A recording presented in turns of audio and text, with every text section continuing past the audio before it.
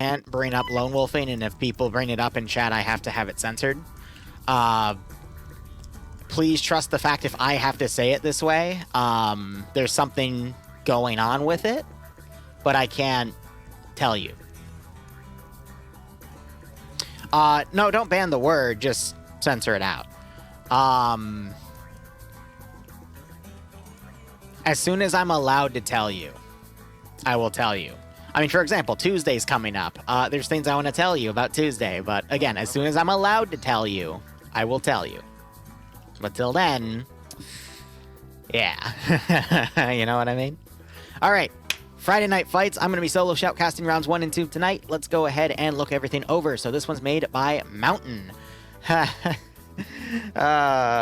can't bring that up either. Anyway, background. USMC's forces are invading a Turkish island captured by the Russians. Area of operations is Cold War Simulation Build 69.4.2.0. And the notes. Blue 4's briefing tables are located in Safe Zone 2.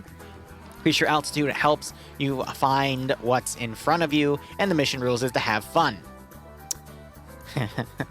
Game mode is Ad Sector. So there are 2 sectors in play today for round 1 here. So we'll see how things go with all of that. But otherwise, Op 4 is defending, Blue 4 is attacking, if I recall correctly. Yep, those are 2 sectors. Once again, in this town. I'm going to be honest, this has been probably the most overplayed area in all of FNF in a while. Over the span of the past few months, there's at least been 3 missions in this town. There's also been an OFCRA mission nearby, but it's always been in this area. There was a sector defense in here. There was an area defense, or like a CTF or something, I forget. But it also involved the castle, and then someone, you know, was on the outside, like, you know, riding around the edge. Bozcaada, Azariah. There's been a lot of missions in here, but it's not the map itself, it's just been in the town area itself. It looks like discount outfits because it's the same architectural area, you know, Turkish island. It's either Greek or Turkish, but that's the point. But it also gives us a unique insight because I'll bring up some additional stuff as well. We'll be able to hear people locally because I'm solo shoutcasting, so I'm in the TFAR channel, which is always a nice plus. But otherwise, mission variables here. 1,200 meter render distance, so that is quite high. 125 build point, which is usually the default. No magnified optics, no NVG equipment. It is like a compact. Haven't you, as I swear, you've played in some of the missions, though, that have involved this area, but I guess from the top. They use this area for sustained assault? I thought they used a different map for sustained assault. Oh, well, getting off topic again. Both sides, for their medium anti-tank weaponry, have AT. 2 rounds per. And otherwise, let's go ahead and look at Op 4 uniforms first, since we're in the area. These are the modern Russian EMR kits. They have the modernized AK-74s, which is a little off-putting because they said it was Cold War-esque, but I guess it's, you know, a more modern Cold War. But otherwise, with the Zentico top sights for more access to different Western iron sights to make it a little more even. Otherwise, or an AKS. Support weapons are going to be the RPK for the light machine gun, PKP for the medium machine gun. RPG is going to be, or excuse me, LAT's going to be the RPG-26 light anti-tank. It's always a disposable single-shot launcher that you fire and then you drop. Recon, T5000, classic. And then the 2 suppressed shooters, either a 45-round Banana Mag AKS that's suppressed, or a 20-round ASVAL, excuse me. Crew and aviation, either the PP-2000 or the AKS. Nothing on crew-served weapons. Assets, they get the Dishka fishing boat, which has 4 Dishkas, or I don't think it's 4 Dishkas. I think it's 2 Dishkas and 2 PKPs. Technically PKTs because they're turreted. But yeah, the front one that's shielded, and oh no, so it's 3, and then the rear is the PKT. Sometimes I know there's a version that also has a PKT up here, but it's just the that one. So 3 Dishkas and a PKT. Interesting. Otherwise, we also have 4 assets, 2 UAZ Dishkams. I always cut out the M in the Dishkam, which I find funny. 2 static cords, an armed MI8. It's got 2 PKTs on it, which they apparently took the ammo off of. let's give him a warm That's up. weird because they said it was an armed MI8 in the barrage server. I guess that just missed the final inspection. And then 2 transport UAZ cars. Blue 4, looking at them, they're going to be the modern Marine Recon Force camouflage gear loadouts, excuse me. So that's M27s, which are the fully automatic M4, and then M4 A1s as well. And M9 Beretta for the secondary support weapons are going to be the M249 and the M240 Gulf. Light anti-tank is going to be the 136, which in my opinion is the best anti-tank weapon, but for light anti-tank, but that's just a comparison of statistics. Recon get the M40A5 sniper for the single sniper in X-ray, and then 2 suppressed shooters get a choice of the Mark 14 or the SOCOM 16, which are both near identical. Both are 20-round magazine 7.62 by 51 NATO battle rifles that are suppressed. And then you have the MP7 or the M4A1 for crew and aviation. Nothing on crew served weapons, assets. They're going to get 2 AAVPs. The GMG is replaced with a 7.62 by 51 machine gun, basically like an M240 Bravo. Also, they got a lot of ammo, 1,000 rounds, and then 1,600 rounds for that. Those aren't flyable. Those have to be locked. It doesn't say they're locked. I'm telling you right now, those are locked. Those are just for show. Those are definitely just for show. Okay. That's also for show. That's also for show. That one I know is not for show. They have a GAU 21 behind it. They got another one with a GAU 21, but it has no ammo. And then 2 transport MRZRs, and then another CH-53, which is unarmed. So I think the one with ammo in it is the usable one. And then the other one is also the usable one. What a tease. You wanted your jets. But yeah, no, these those are again just for show. I don't know why they're coming up on our roster. I think that's just bugged out. But yeah, no, it's a nice little effect here, and they got one folded up here on the. This is an elevator that can also go down there. But anyway, looking around, they've got a lot of frigates around as well, but it is quite foggy. But let's go ahead and look at Blue 4. Pierce is going to be commanding. Now, here's the thing. I give Pierce a lot of shit for some of the decisions he makes on the command level, but last branch in EU earlier today, he did one hell of a job during round 2 for squad leading. Literally, his squad was able to wipe out an entire flank of an attack, and it was so entertaining to watch, in my opinion. But sometimes Pierce comes up with some really, really weird decisions for command, which I understand why he does it now, and it could be because he does treat everything at the squad level instead of the command level. And there's some major differences there, and I can get into that while they're doing the setup, but let me do my job first. So, Pierce, it's a toss-up in my opinion, but when he does hit, holy crap, he hits hard. But I'm sorry, Kay. I know, I think you're on the receiving end of that attack on round 2 in EU. I'm sorry, buddy, but whew. Naf's leading X-Ray, Iander being the medic. Notice how I'm quickly getting off the topic now. Nemesis as the sniper. Interesting. Atlas being the 2IC, Whiplash taking the 14, Gabian taking the SOCOM 16, though they are the 2 suppressed shooters. Drake being Alpha HQ lead, Reznov and Patriot are being an AAVP crew. Cosmont leading Alpha 1 with Maz, Wheaton, Squeak, Germania, Miller, and Sub-Angler. Under him, Bridges leading Alpha 2 with Wiki, Fist, Poe, Wash, Martin, and Genry. Nielsen leading Bravo 2 here, which I guess there's no Bravo 1, it's down there. So Bravo 1 led by Anderson with Warwick under him. Bravo 2 has Nielsen leading with Carlson, Montgomery, Michael, Snatch Goblin, Eagle, Bates, and Nielsen.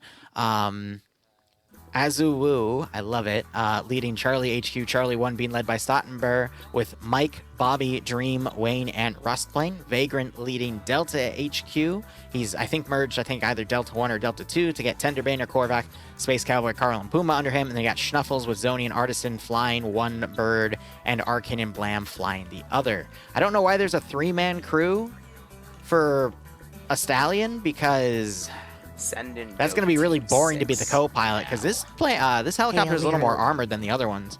Still thin, but yeah, this just means they're having co-pilots with them. But I know one of them is armed, so, you know, for a 2-man crew, you just have one guy flying, one guy in the rear gun, but at the same time, that's just kind of a weird decision. But, oh well, you know, work with it. But there's that 300-round GAU 9, I forget which GAU designation it is, but it's basically a 300-round fast-firing 50 cal, which is awesome.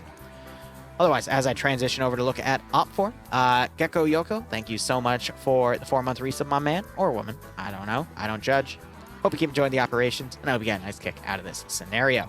Anyway, Despo leading Op4 with Tymek under him as the 2IC, who it looks like he's going to go play in the boat. He's got someone else in there with him. It's G-Legs. All right. Mountain leading X-Ray here. Lolo being the sniper. That's a classic pick. Leo looks like being the 2IC. Olaf being an AS Val gunner. Dooley also taking the AS Val. Interesting. And it looks like they're sitting on logs and messing. Where's my goat? Where is my making goat? Jenga. Okay, Tiberius, just for you. There's your goat. Thanks for the 11-month resub, my man. One more month. Hope you keep enjoying the operations. Hope you get a nice kick out of this scenario. You're dating Grounders? Nice. Welcome. Completely spaced out there for a second. Sorry. Kevin leading Alpha 1 with Ruckus, Night Owl, Dylan, Colin, Leg, and Grav under him. I think Grav's actually the Alpha 1 Alpha leader. He's just merged under Alpha 1 there. Rancid leading Charlie HQ. Charlie 1 being led by Dref with Danny Russell, Diggy Geek. That's a weird... that just made me... That was like a tongue twister. Diggy Geek 19, Mobile X, and Hannah under him. Black Fox leading Charlie 2 with Alex Hood, Waldo, and Jax. Lurch leading Delta HQ with Delta 1 being led by Mito, with Stretch, Sam Hanwich, Sleeve, Catnip, Savan, and Aussie Wookie. Delta 2 being led by Banks with Chow, Coda, Coop, Side, and Bayant. And then we already mentioned G-Legs in that other group. Really foggy down here. Beldair, thanks for the 5 gift subs. If you got a sub from Beldair, make sure you thank him or her. I hope you keep enjoying the operations, and I hope you get a nice kick out of this scenario. And Grounders, now. Just for you, buddy. Thanks for the 44-month resub. Hope you and Yoko are having fun. Send in Go Team 6 now. Can't believe I didn't notice this. Am I the data activity? Is this what I feel so awkward now? I'm so sorry. I just never expected this to happen. Okay, well. I need whiskey. Where's my whiskey? Mine's actually upstairs. I have this big glass of, not glass, big bottle of proper 12. I was saving it for Dante, because that's one of his favorites. And then I got bored last week and decided to make a quadruple whiskey sour with it. And it actually makes a really good whiskey sour, but now it's upstairs and I don't feel like going off to get it. No one gave me a link for the multi, so I don't have a multi for you tonight, unfortunately. So we'll see how things go. I'm sorry to hear that, buddy, but I mean, some people are like that. It's not just the women, too. These days, it could be guys or girls that are just leeches, so you just got to be careful about that. Red flag if they bring their friends and expect you to pay for the friends, by the way. But anyway, otherwise, let's talk again. I believe I was going to talk about Pierce here. So, I think one of the issues with Pierce, and he can come back and correct me on this, but after witnessing how well he was able to coordinate a squad of people in his community, I wonder if he's been trying to do that at the same level in Friday Night Fights, with that level of tight-knit coordination where everyone's really comfortable with each other and their abilities. You know, like watching Drumheller in the 506. I'm sorry, Jester 814. That's how most people know him as. But, you know, he would then, like in a multi-community event, you can't expect multiple communities to have that level of coordination. Because, I mean, this is the one time I think that community is going to work with you on that one day, you know? So I think he's being a little too comfortably aggressive with the other communities that would be under his position as a commander. And that's why they sometimes fall apart, because he doesn't know how to micro them properly. Now, there are a few people in FNF that I have seen micro communities properly when it comes to command. I've seen Bay do it, and I've seen Stark do it. Granted, either of them have only done it once, but those were some of the quickest stomp outs I have ever seen in FNF, and these were a while ago. But my God, if you know how to utilize each different community properly to their strengths, it's incredible, in my opinion. And I know, exactly, I've said that earlier. It's just Pierce also, now to give the credit that I usually give him, he is a coin flip in the sense that some of his plans are really, really wacky. And what pisses me off is that once in a blue moon, they not only work, but they dominate. My favorite one to bring up is a World War II op where he was the commander on defense, and he put a third of his force completely outside of the zone for no reason. I was with Dream, I believe. We couldn't think of any proper reason of why he did that. And then, sure enough, the attacking factions, like, we're going to rush half of our force around this really obligatory part of the AO where they had no business to go in the first place.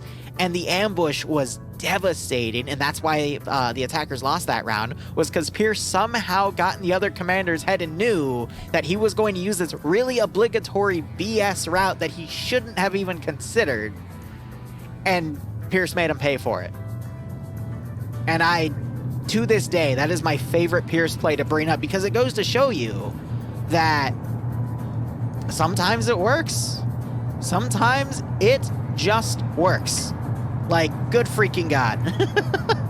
But otherwise, round has begun. Looks like we're going to have a full force in that helicopter. We still have 2 people on the ground, but they didn't get into the other helicopter. That's weird. So that means that one of the choppers is eventually going to have to come back. And we also have a ground convoy coming in, which is just 1 squad, because I think I see... Nope, we have Charlie 1 there, too. So, But it could just be because that says Alpha HQ, so I think it's just that group going around right there. We're going to go for a wide flank. Now, it is foggy on Bozcaada here, so visibility is going to be a bit tough. We got some people going up on the hill. I think that's just Platoon HQ. And then we also have a boat going in the harbor. If I was that boat crew, I'd probably stay more local because it's going to be tough to pull back around, but they might be going for a bit of a further reach to stop any naval plays. So we'll just have to see how it goes. So we Todd Howarded it? Yeah. Yeah, he did.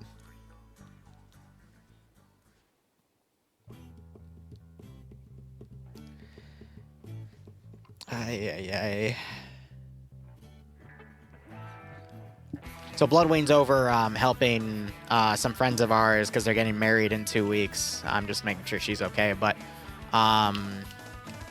that's the first week I'm taking off, which is the last week of this month. And then the second week is an actual vacation. But my God, I have been super busy with so much stuff. And it's really exciting from, you know, that we're going to be doing a wave survival tonight with some pay-for-pain elements, and then an actual pay-for-pain tomorrow.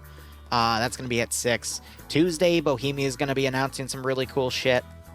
And I've been trying to make some footage front logs for the 2 weeks I've been taking off, and also work on some new campaigns that I want to do, like Pogs. So, whew.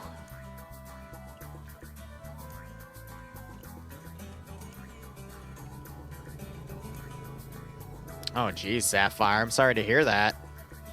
Ooh. I mean, I would say one of the best things about fast food is you don't question what's in it. Just understand that it's good. And if you want something healthy, just make it yourself. Because it's not hard to make chicken nuggets. Well, it is a little hard to make chicken nuggets, but just don't burn yourself on hot oil. But otherwise, we see Blue 4 coming around on the southern side. I'm going to try to listen locally to see if they hear them, or... Mountain's calling them out as south because they hear the engine noises of the VIX. Eyes on enemy or AAVP. Eyes on both AAVPs.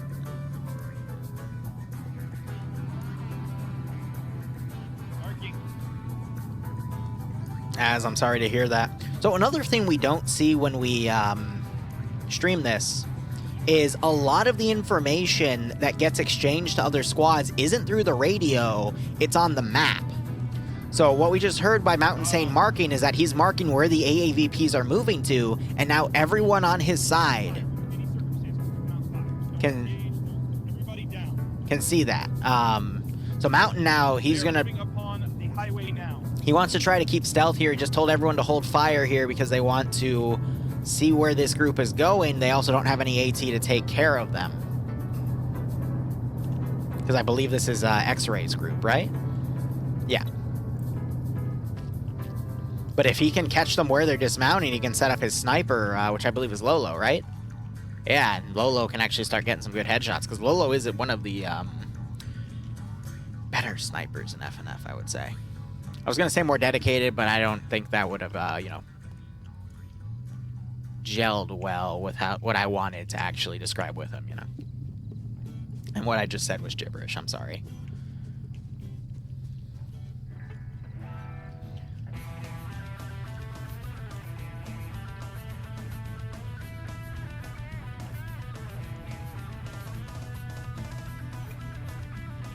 There are some better snipers than Lolo, in my opinion. But Lolo, I would say, out of everyone I see, is the one that takes it the most often. And there are some rounds he goes where he doesn't get anything. But more recently, he's been getting rounds where he does get a few, which means he is getting comfortable with the weapons, just through experience. But really, that's also just dependent on where X-Ray is deployed in the round. I'm going to be honest, out of everything in FNF, I would say X-Ray is the most ineffectively played squad on average. Because there's a lot of missions I feel X-Ray would be better as an attachment to the main force attacking to give sniper support, but in a lot of rounds you'll see X-Ray go one direction and the main force go another, and it doesn't make any sense to me why they do that. Because if you just had the sniper supporting the infantry as they pushed up, and then the suppressed guys working with the infantry themselves as, you know, like a small flanking force, to then... Just died with me. Oh my god. Someone died. Wheaton and Dreek are dead. Because they landed... Did you just die as well? Wheaton and Dreek and Fist are dead! I was crushed by, I thought the helicopter. I don't know. Oh my god. Alright, I gotta mute myself now. So, yeah. Blue 4 just lost 3 dudes, and 2 more unconscious because they didn't get out of the helicopter in time. Can you play this with a controller? Yes. Not fully play, but you can do camera work and cinematic shots with it. My predecessor, Luton09, would do that all the time. It's definitely more of a mouse and keyboard game, but if you're Zeusing and you want to focus on cinematic angles, that's what Luton did, and he did it quite well, to his credit.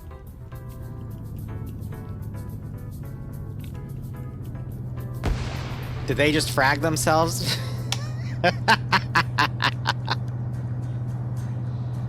That's funny. Bad frag, baby. But from the looks of things, Blue 4 is going to try to attack from the north to deny this hill, so they can deny Op 4 being on it, and hopefully catch Op 4 in a flanking attack, but Op 4 is just folded to being more defensive instead. I'd imagine X-Ray here is going to be watching Blue 4 make these movements. So if we were to look at Lolo right here, yep, he's watching him.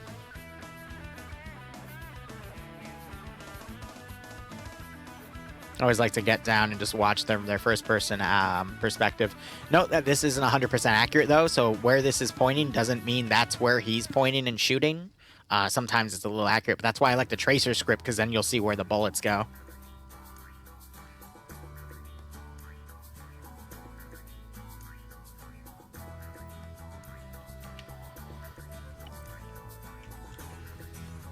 Now, this is probably going to be a round with, I want to say, another 10 minutes of maneuvering, but because Op 4 knows where this is going, we have one of the Dishkas turned away over here. And as I say that, that was a sniper. Oh my fucking god, Nem. Oh. Oh, Nem, you did him dirty. Nem. Beautiful shot. I thought it was a marksman down in Delta, and I'm like, no, we didn't hear, like, I didn't see the tracer coming in that direction. Nem just did him dirty. I was going to follow up and say, well, we got the boat coming around, so I'll probably flank that attack, but we do have Tenderbaner down there with AT. What type of AT do you have? You have a Carl Gustav, which means you can probably disable the boat, which means you and the boat are going to see each other probably at roughly the same time. But, wow. Did him dirty. Hey, you can skyline with vehicles, too, and if you're standing up in that vehicle, I mean, you're just adding to the skyline. Sniper's going to see your head, but, see, this goes into my point of what I was talking about with X-Ray. X-Ray right here is being used as a support force for the main force. Or if anything, it's being the reconnaissance force on Overwatch to cover the route that Blue 4 is going to go on. In my opinion, that is the best place to use X-Ray, not just for this mission in this front, but the best job X-Ray serves is to make those strategic shots like that. Not to be sent off on their own, but to support that kind of group. Be a little isolated, but not too isolated. I'm 3 hours in. The war is imminent. Thank you, Warboss. I appreciate the 1,000 bits. And yes, Op 4 Platoon is alone on this hill at this point, which is a little worrisome now because they were, you know, further up north checking. We're about to see this boat come in. They don't hear him over the water, though. I hear the helicopters in the distance, actually. All right, I'm looking. I think the boat's going to cut its engine, just coast in. I can now slightly see its silhouette right there, but it's still very dark. And the only reason I can see it is because I know it's there. See? Now it starts to come in. But you can barely make it out. You got to kind of put your eyes around it to notice that dark spot. Good accuracy around Stottenberg. Unfortunately, it's not enough. Now they're going high. But now it's a matter of can Tenderbaner move up and get a shot with his AT. And that's the real question. Now, of course, here's the one issue I have with X-Ray, though, and how it's designed. It's designed with suppressed shooters and a sniper, which are really supposed to work in the opposite way of each other. So I think they should put the sniper with Platoon to Overwatch and then have X-Ray be the sabotage team, and they give X-Ray explosives instead. Because X-Ray used to be based off of a team that was just meant to be a sniper anyway. And then they added the suppressed shooters. But you can't really use X-Ray one or the other. Like, if you use it to be close, then the sniper's ineffective, but you use it to be far, then almost everyone else in that squad's effective except for the one spotter that's used. And as we've seen them crack down on the rules for lone wolfing and whatnot, you can't see one group divide itself among two areas, and then, you know, that'll cause complications. So, it does make it tough. I do love how Dream is in this gun. He is suppressing that boat with that 50 cal. Rounds are landing accurately around it.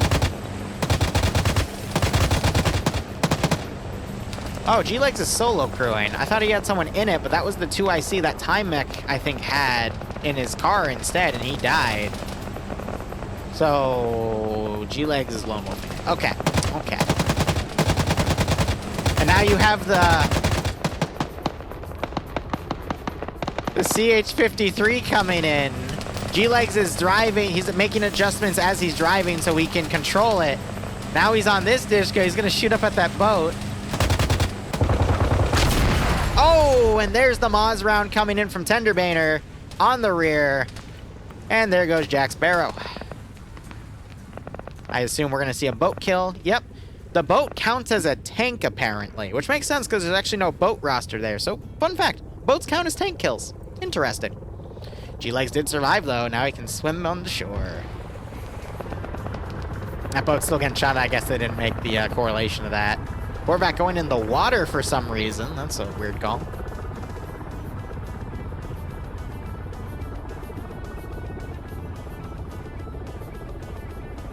But yeah, that's only going to slow down Blue 4's advance here. So, I don't know. But as I went over that, see, now this I appreciate. You have the sniper back there with a spotter, and then you have the team lead going up with the two suppressed shooters. This is exactly how you should be dividing X-Ray, in my opinion. It's just, you know, I hear mixed things about that being allowed and whatnot, but that's how it should be, you know? Have the suppressed shooters get behind the enemy and have the sniper do its job. And now you got Blam back here. He just, I don't know why he's alone, but Op 4 X-Ray would like to have a word of him. 2 times 3 teams are fine now? All right.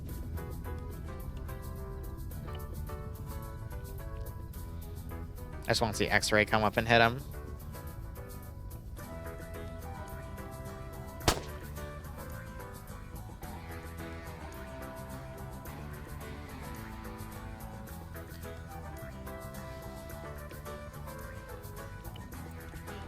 I don't know what's up with Blue 4 losing their like people as they try to get out of helicopters tonight in this first round, but it is entertaining. I don't blame him for his failure. Oh dear. Ooh. Galil and Lolo went mobile, and now they're caught out of position. Galil's going prone, trying to pop some smoke grenades. It's Scandi forces here. Of course, it's Scandi. Scandi has a weird habit of just being in the right place at the right time. Lolo taking some damage from that grenade. I think they're going to get away because they're concealed properly now. They just have to keep that concealment going. And it looks like Blam died. To what? I don't know. But, oh, Olaf got him. Excellent. Rest in peace, Blam. There's blood on the ground. Yep. Now, this is going to be another interesting maneuver here. Galil has a PP-2000. And Sergeant Miller over there is kind of alone. I'm not sure if G-Leg spotted him, though. Oh, Legs, if you were to look left, you'd have the perfect view. He's not being pulled by that armor sound, which would normally pull me to look the other direction. But he's got that lawn stick mag as well. Oh, he might have spotted Squeak. He needs to stay in the lower ground, though, because the fog is his friend. The fog will help confuse his PID for anyone on Overwatch. If he keeps going up, people are going to start being able to see that dark green on him and realize he's not a friendly. Galil and Lolo getting separated here. Little worry, though, because you got Nemesis, the sniper. Looking around up here, but looks like Galil's been spotted. He's taking fire. Uh-oh, he spots Galil. Misses. Actually, no, I saw some blood right there on the ground, so he might have actually hit him with a stray shot. He's trying to reacquire. Galil went under the push.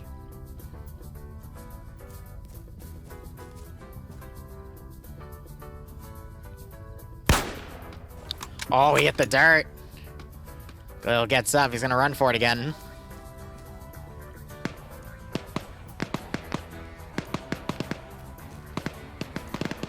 It's cat and mouse. I don't know if he hit because the bush is in the way.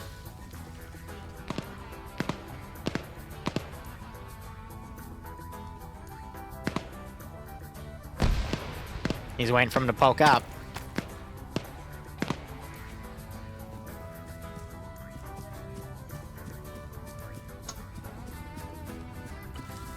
Wait, what do you mean that's not Galil? Yeah, that's Galil. Lolo was able to get away.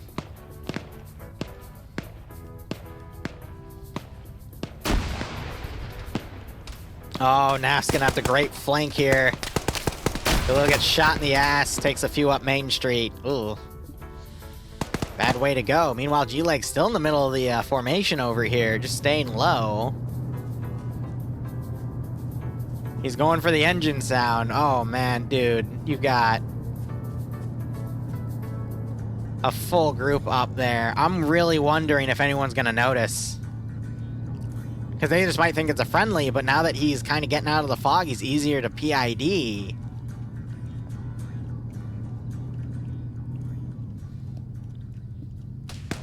Yeah, there it is. Washed notice. The legs went too high. He's too visible now. I heard those rounds impact. Yep, he's down.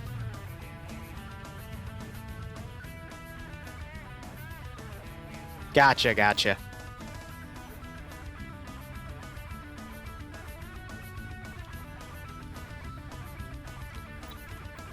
You got this one helicopter up here. Is this the armed one?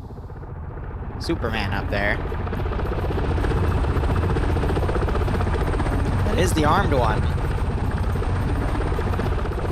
Are you actually doing what I think you're doing? No! Why are you on -1? No! Dooley, no! What have you done, Mountain? No! Oh. Fire near friends, everybody.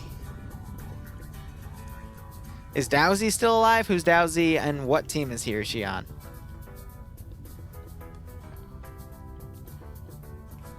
You're gonna have to let me know.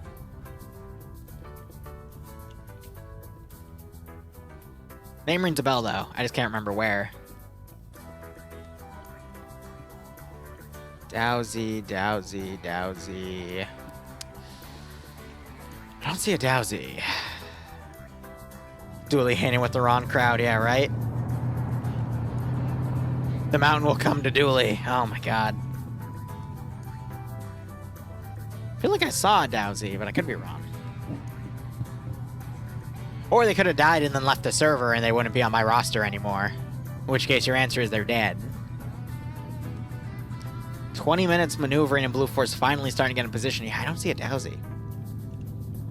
So Pierce did this massive maneuver again to take the high ground, and now the high ground can be used to overwatch as this other force goes into town. I remember this strategy happened in a similar AO that involved this town area, and it was working rather well.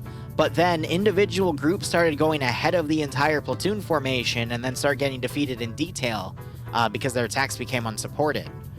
So let's see if Pierce makes that same mistake, or if he has a better grasp on everyone and can keep his Overwatch element here and then his sweeping elements online.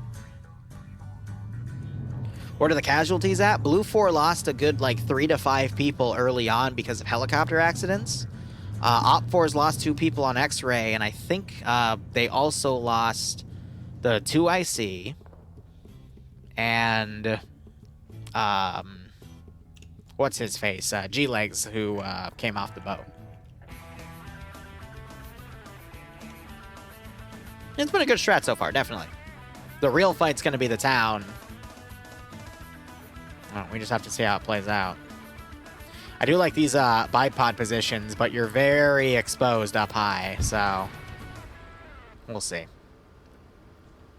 It's overtime, I have the high ground.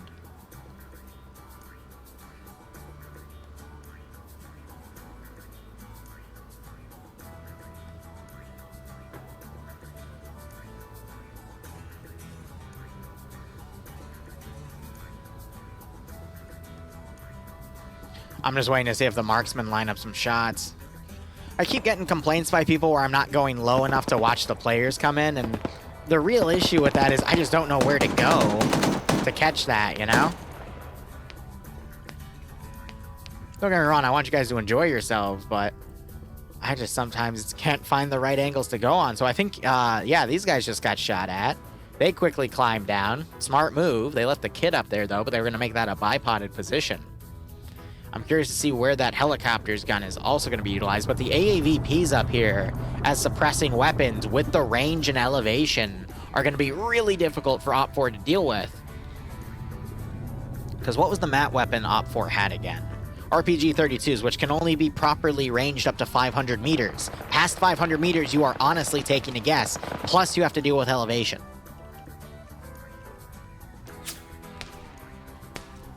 So you got marksman rounds going over, and that's also a Dishka firing by platoon. Let's see if anyone gets hit.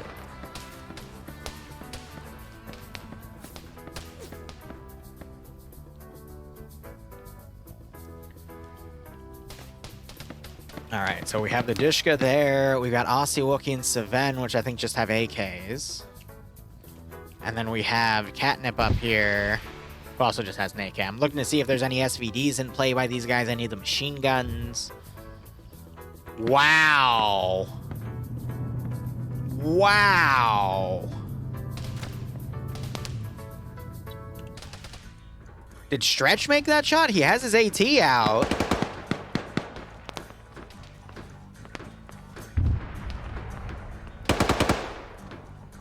That was about a 550 meter shot plus elevation up to 600. So the RPG-32, you can only range up to 500 meters with the mil dots. So that was a great guess, and he nailed it. That was great. It's rare to see shots like that. That was the first shot, too. I thought the AVPs would be a little more safe, but no, all right. Op4's got some great AT plays to go. They still, Blue 4 still has one AVP to play, but if it's going to play, it's going to be very defensive. Also, it should not enter the town perimeter. It's a death trap in there. So they need to find probably the taller hill further away and be more defensive. Fire, and then when they're not firing, pull back and let someone else do the spotting for them.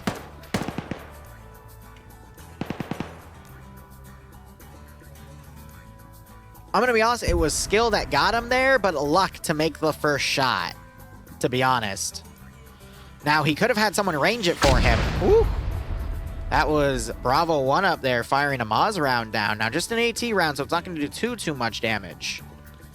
That's Warwick.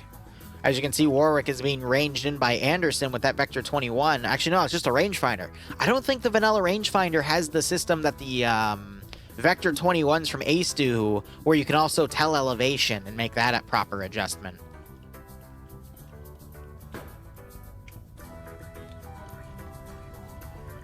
All right, we got 4 guys up on the coast here. Grab's coming around on his own.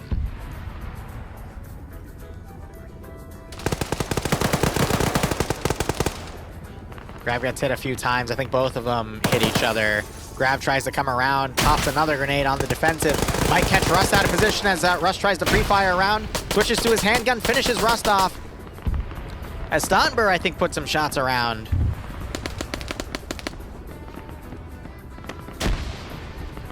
Now he's trying to get away from Stottenberg. Graf has to be crippled at this point. And he's going to reload GLs. Now you're having Blue 4, again, trickling forces in, and they still have another group back here which they're pushing in. They got to be careful not to trickle forces too far, because otherwise they're just going to be piecemealed by the defensive lines Op 4 has. And you're right, Op 4 is pretty spread out here, but I'm going to be honest, as a defender in an urban environment, you want to be this spread out. Because this allows for the room of, let's say this guy's getting engaged, you can have these 2 run around, these 3 run around, and encircle that force, eliminate them, and then they all disperse again, rinse and repeat. If you minimize the amount of bodies you're throwing at a problem that, you know, is tightly spaced, you'll end up killing more of them than they of you, which is important because the attackers, Blue 4 in this case, have that numbers advantage. So I think Grab got picked off by grenades here. There's his body.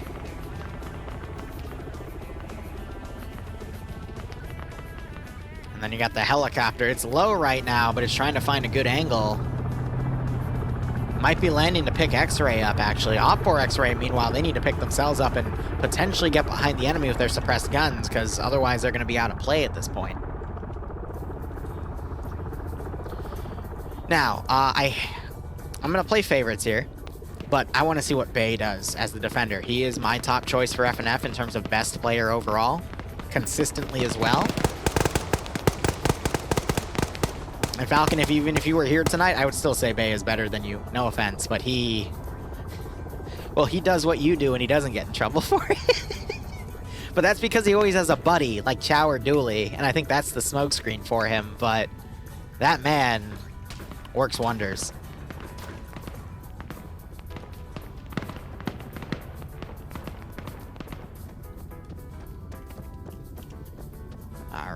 Now we're going to start seeing Blue 4 coming in. This is that exact kill zone I was calling out too, and we're probably going to see some flanking. Bay spots Angula, takes him out. GL hits the rear of Bay there. He's trying to get some double taps on Angula. That's Angular. My bad. Wheat now coming around as Bay quickly tries to maneuver. A player like Bay, though, any aggressive player, so Bay or Falcon, 2 best examples I can think of, but also a lot of Pepeka Pirates players really value their maneuverability. So if you want to disable them, shoot them in the legs, and they will eventually die. You just have to leg them. Angler fails his wake-up check. GL going on the door, I think it was too high. Bay, he got damaged right here. He might fold in the corner, quickly try to bandage. He is a medic, so I'm not sure if you can stealth stitch or whatnot. He just got taken out. I just heard an explosive happen. That was the other AAVP. I don't see a mine detonation, so I assume AT picked it off as it was coming in. Or it got, that cord is reloading, so the cord might have actually disabled it and caused a flame out in there. Cook-off happened, Dream got out. He's on fire, though, so he might not be able to... I heard him scream. Good God. No, Bay! I think Wheaton pushed him. Yeah, Wheaton pushed him and got him.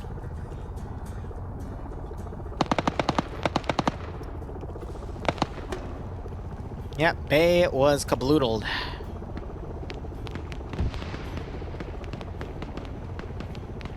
I cast her cursed Bay. I know, it's horrible. Oh, so the helicopter just did a really close insertion here. OpForce turning their heads, but this is going to allow for X-Ray and a few others to land over here. Now, if OpForce quick, though, they can quickly get on the shoreline and kill these Blue 4 guys. And we're seeing a massive smoke push now.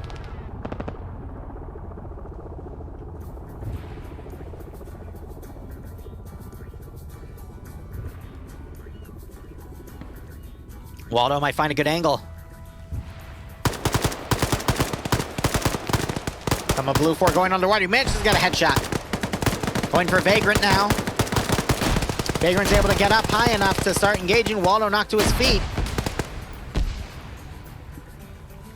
Now, this is all downhill too. Grenades are going to be really deadly. We're seeing Blue 4 get knocked out left and right. More Blue 4 bodies too because it's all open. Black Fox finding Iander's position, taking him out.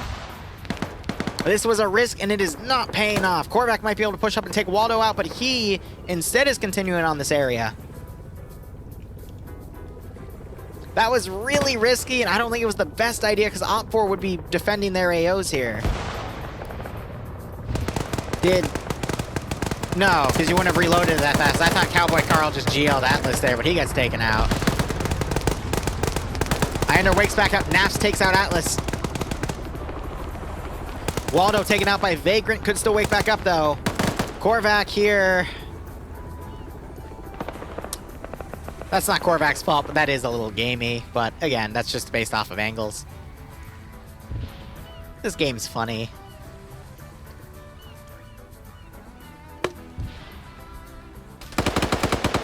Alex sprays Nafs away with that PKP.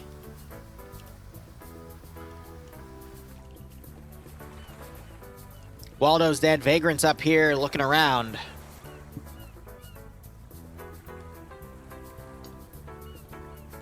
Don't get me wrong, I'm a sucker for unconventional ideas like that, but that was right next to an enemy sector. You should only do that if you can confirm there's no bad guys there, because then it's a really great way to backcap a sector and then have this force make a foothold to go into the other area. This place was too heavily defended for something like that, and Blue Force paying for it.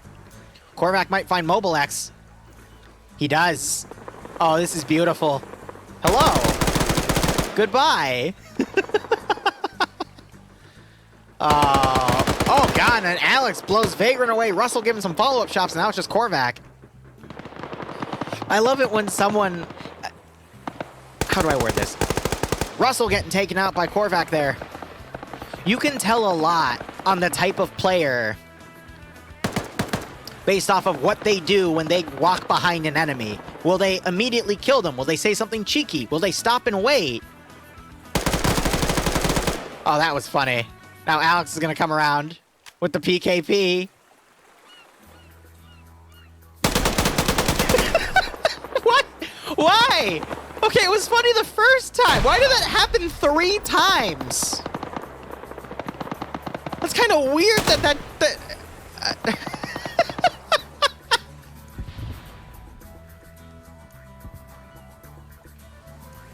If I had a nickel for every time someone walked into the elephant grass at this specific position, waited a few seconds, and shot them, I'd have 3 nickels, which isn't a lot, but it's weird that it just happened 3 times in a row within quick succession. As I was saying, it's funny because depending on what the person does, you can tell a lot about how they play the game. Will they say something funny like Omeawama and Shinderu? Will they immediately shoot the guy in the back of the head? Will they panic and just start spraying them down? You know? I think it says a lot about how the person plays, you know? Because if they make a witty comeback, it means they're having fun with it. If they panically start spraying, it means they're freaked out over everything. They're letting their nerves get to them. If they wait a few seconds, they might be trying to listen if anyone else is around before they take the shot. It shows you what the player's thinking of as it happens, but that was just a domino effect of I don't even know. And Iander desperately trying to work on Atlas. Iander is the medic, so he could bring Atlas back up. And you do have Nemesis, the sniper, all the way over here. I think he was able to maneuver around because I think he dropped off with that chopper, but now he's on a really nice position. Bye, Jax. Oh, Jax is smart. Nah, he was moving around too much, buddy. You shouldn't have risked that shot. You have a really good position. You got to drop him quick. Rest of the AO, though, Blue 4 pushed the rest of their force down from the hill. They got green, Op 4 X-Ray behind them, but they rallied with the remaining troops. So they're constantly making sure their front line is supplemented with a large amount of infantry, which granted, they were down to this, which wasn't a lot. But now that Bravo's down here, that's going to make attacking this final sector a little easier as long as X-Ray isn't able to get on their rear and take them all out, which could happen. 15 minutes warning there.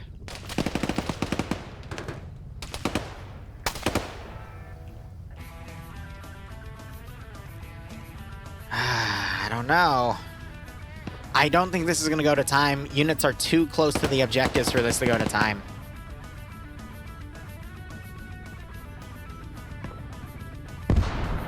Great explosive trap there. That took out Montgomery. He could still get back up, but that was a satchel. On an angle, too. Michael just got blown away from his flank. Don't know who got him there specifically. Numbers-wise, it's a little even, but Blue 4 clearly have the number advantage here. We got Mountain getting behind Snatch Goblin. Unable to land the kill, and Snatch Goblin somehow got him with a headshot. I think Mountain was misranged on that. Snatch Goblin giving some more shots there with that I-27. That's it, the fully auto version. Now you got some other forces coming around here. Lurch is down. Mountain's only good for insta-killing teammates. Oh, God, Natty. Natty. That was a mean one. A little funny, but that was mean. Lurch is down. We got these guys running around in this complex here. This is either... No, this is originally from a map called Klafgan, CLA, Afghanistan. But I believe they're now also in 3CB factions, which is why we see it here.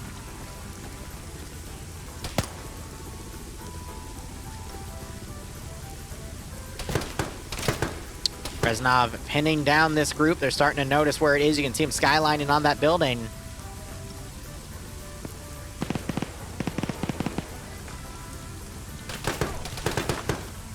And he switched windows there. You just heard one of them grunt in pain.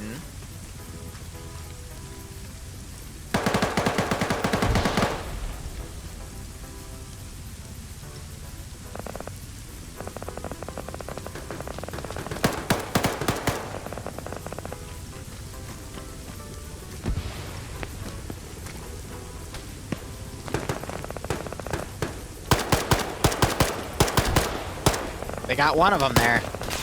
This bunker is going to be one of the last defenses of the sector, and he gets headshotted. They got two guys out here working on him as Catnip's trying to cover. This could give Patriot an opportunity, but he's outside of the perimeter.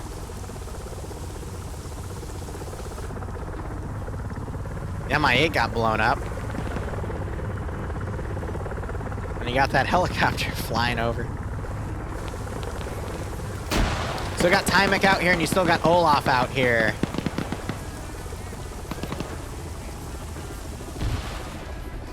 "12 minutes, they're just whittling down the defenses in that building. AT fired on that building as well. Got Patriot now trying to pick people off. Not sure if he got a kill there. There is a body, though. And the easiest way to check is to see if they have a kill, which they do, so he might have actually gotten one there. Or it could have been for something earlier. We have to infer.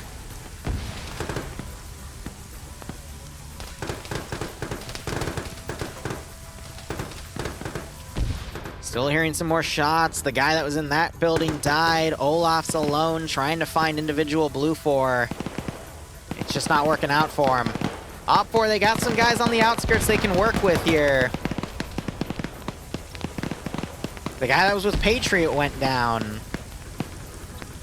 Nemesis getting suppressed. He got a second kill, though. Let me check the ground here, because the blood texture always goes to the ground level. I don't see any blood, though, so he has gotten hit. I'm doing all right, Willow. How are you? This is a pretty nasty stalemate.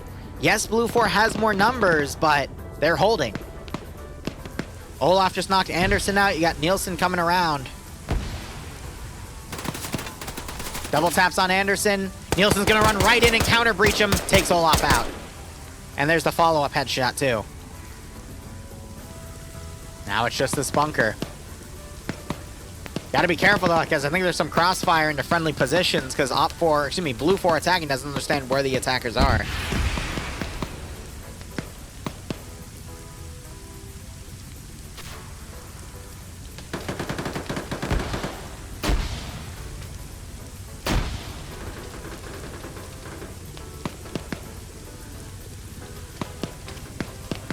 Send in go teams. But I'm seeing a lack of Blue 4 actually trying to push, and the group that might push is going to be a limited number.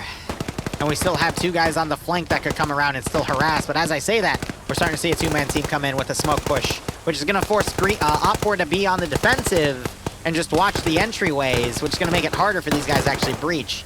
Hey, Tendies, thanks for the 5-month resub, my man. I hope you keep enjoying the operations. Hope you keep enjoying it. And that'll be a nice kick out of the scenario.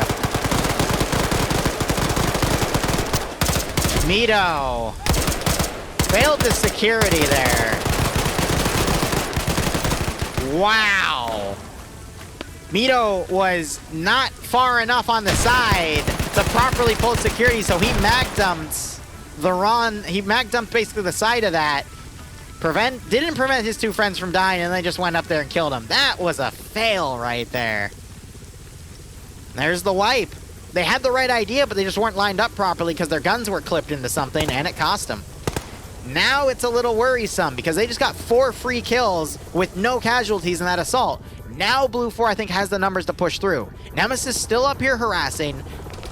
9 minutes remaining. As I say that, he gets picked off. Does Alex have a kill? He has 3, actually. You got this helicopter distracting. But let's do a number count real quick. 3, 4, 5, 6, 7, 8, 9 versus 3, 4, 5, 6, 7, 8, 9, 10, 11, 12, and then 2 in that helicopter will be 14, plus 1 down is 15. And Op4 do have Lolo back here, who's on 5 kills. And those 5 kills, I think, are going to help make the difference. He might be able to get a few more, and that would help thin out the remains of Blue 4 if he can find them out of position. Stop cursing the players. I know! Yeah, if Lolo can find a good spot to pick these guys off.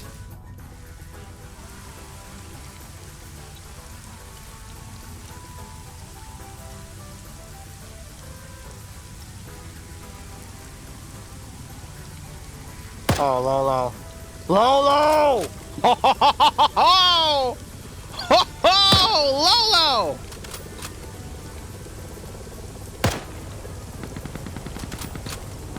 Just put the sniper in an Overwatch area. Let him go to work. Look at this. Look at Lolo go.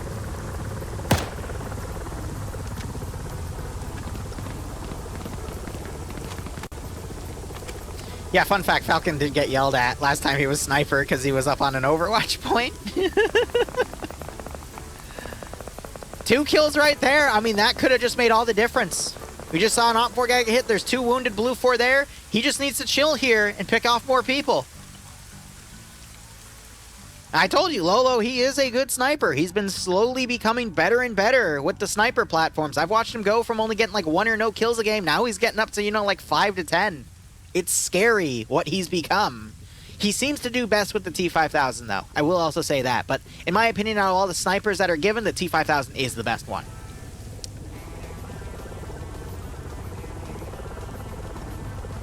Now, I gotta be careful here, because if everyone leaves that sector, it's gonna get back capped.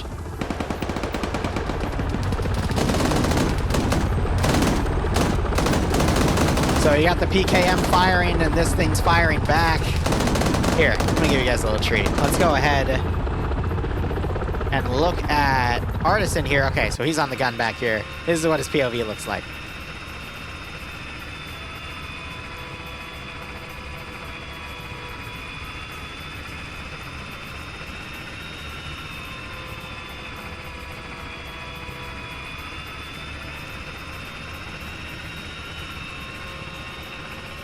Alright, well, I tried. I was going to try to show you guys what the chopper gun perspective looks like, but it looks like he's repositioning here. I'm surprised Op4 isn't utilizing the, oh, as I say that, they're going to push 2 people up here. Do these guys see them on the stairwell coming up? I think he sees them. Uh-oh.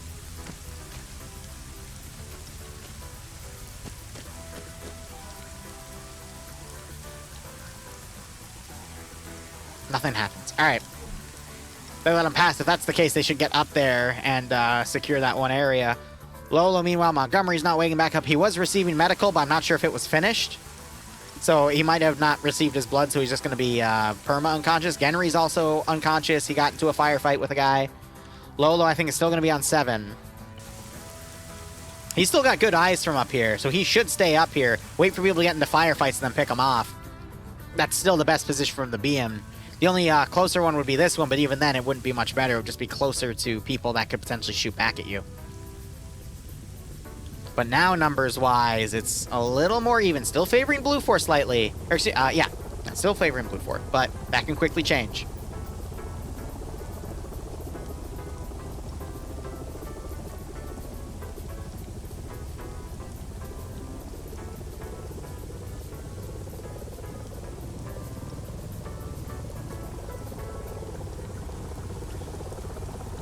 Join and saw log? What log?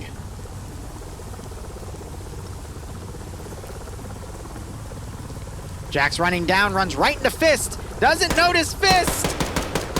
Fist starts shooting. Jax gets super confused. Oh my god, how did you miss Fist? Big repperoni there. Chopper gonna try to reposition again. He's still alive because you still see that +1 up there. I'm a little worried about Op4 because they got too many people folded back. They're going to go purely on sector defense, which leaves only a handful of dudes outside the sector, which means they are vulnerable. Lolo on 8 kills now. Is he going to make 9 off that guy? Oh, you see him? He ducked the shot. Went right over his head. Lolo's making all the difference here. And yes, there is a double rainbow there. One of the streets. Oh, yes. Yes, yes, yes.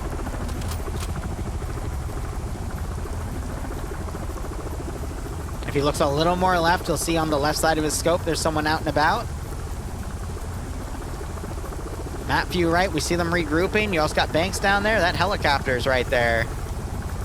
Oh, is Lolo gonna snipe him?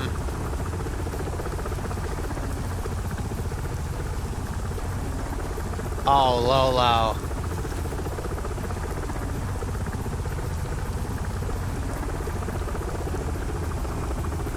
They're getting fuel.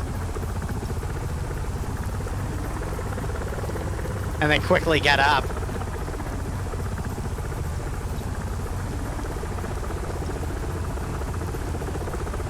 I think Op4 now has the number advantage.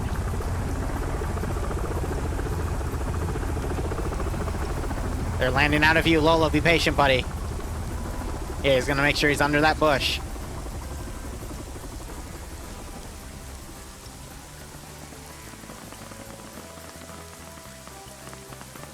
Yeah, there's the second rainbow up there. It's harder to see, but that is a double rainbow. Ah, man. Back over here, I mean, they're down to the last 5. You got Fist pushed up. He's unconscious. They picked off whoever was over there on the left. Oh, I thought it was a charge for a second. No, that's a grenade. He's still dead, though. It's a 5v5, actually. I think they were refueling it. Yeah, they're totally refueling it. Lolo needs to try maneuvering, and they'll be able to pick him off, but that's hilarious. Michael doing a blind spray here. There's 2 minutes remaining, by the way. I don't know why they're refueling. It's over. Mike gets hit. Now, if Blue 4 get into the sector and they're still alive, it will go to overtime until they get knocked unconscious or leave the sector. Hey, Division, what's up? Yeah, double rainbow all the way. 60 seconds.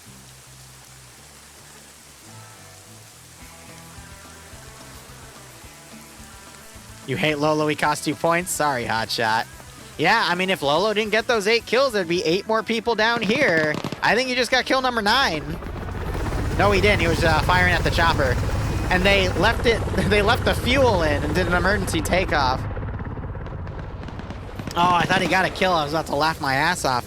Germania's in the sector, so they could call overtime.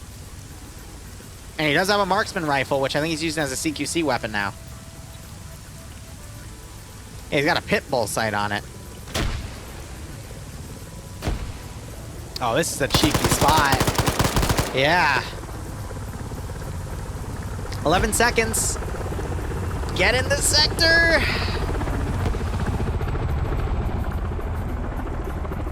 Are we gonna call overtime? No. Ooh! They just AT'd that helicopter. Nope, they're not calling overtime because it's only round one. All right, well. Op 4 won that. That was close. That was very close. No overtime called by the admins. We gotta stick with that. Woo!